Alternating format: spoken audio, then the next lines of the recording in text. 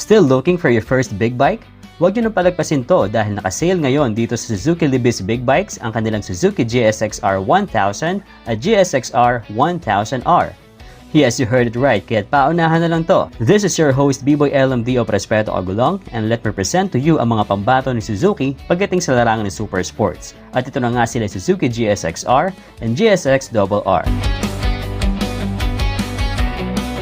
They are equipped with a liquid-cooled 999.8cc 16-valve with variable valve timing inline-4 engine, double overhead cam, ride-by-wire fuel injection, 6-speed transmission with slipper clutch, clutch assist, and bidirectional quick shifter.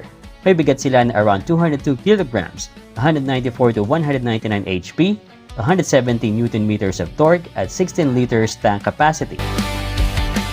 Almost same lang naman sila ng specs since they are both GSX-R. However, the GSX-R 1000 got the standard suspension, habang si GSX-RR naman is more on the track-ready bike, especially with its fully adjustable Showa balance-free front fork at fully adjustable Showa BFRC naman sa likod.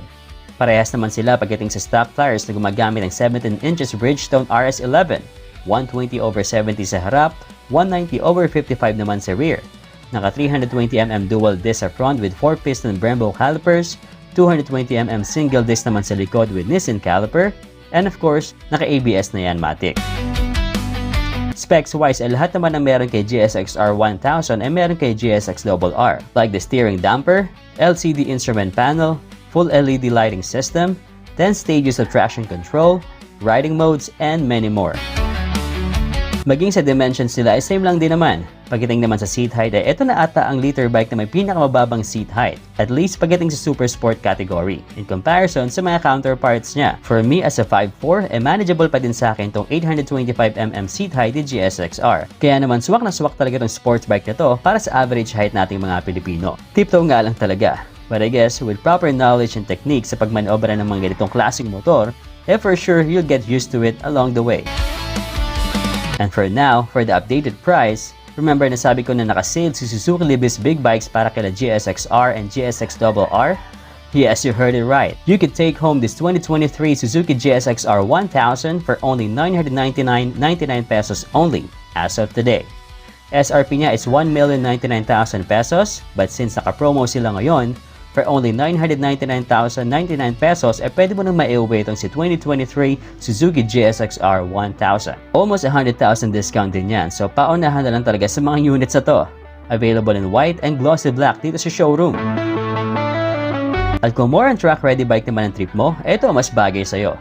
You could take home the 2025 Suzuki GSX-R 1000R for only 1,189,000 pesos only. As of today yan bro, habang naka-sale pa. Ang SRP ni GSX-RR is 1,219,000 pesos. Pero kung gusto mong maka-discount, drop by ka lang dito sa Suzuki Libis Big Bikes. Again, 1,189,000 pesos ang discounted price netong si 2025 Suzuki GSX-R 1000R. Please be mindful that this is a limited time offer only. Promotion and discount changes from time to time without prior notice. So para updated ka palagi, make sure nakafollow ka sa FB page ni Suzuki Libis Big Bikes. They are located at Unit 3 and 4, 184B, E. Rodriguez Jr. Avenue, Bagong Bayan, Quezon City. Dito lang sila sa labas ng Eastwood along C5 Road at nasa likuran naman nila si Moto Market. Feel free to check on the website na lang din para sa full specs ng mga units ito for more information. For feedbacks, addition, and concerns, feel free to drop it in the comment section below. Make sure to follow our Facebook page at mag-subscribe na din sa ating YouTube channel. This is your host B-Boy LMD o Prespeto Agulong, and I'll see you guys on the next one.